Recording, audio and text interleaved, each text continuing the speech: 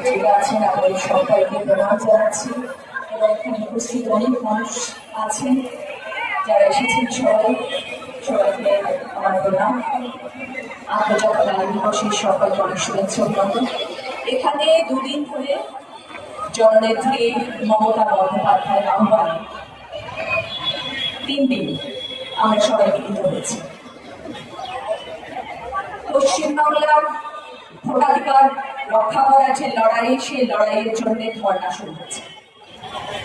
প্রচুর মানুষ এখানে আসছে, দিদি প্রতিদিন এখানে আসছে, এখানে বসে থাকছে, মানুষের পাশে থাকছে।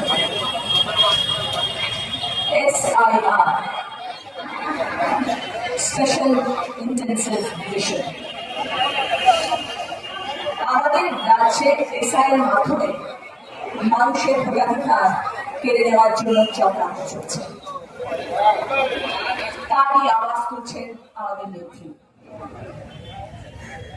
এই ধর্ণা মানুষের ন্যায়ের ধর্ণা, ভোটাধিকার রক্ষা করার ধর্ণা, যার জন্য সুপ্রিম কোর্টে দাঁড়িয়ে আমাদের মুখ্যমন্ত্রী লড়াই করেছেন।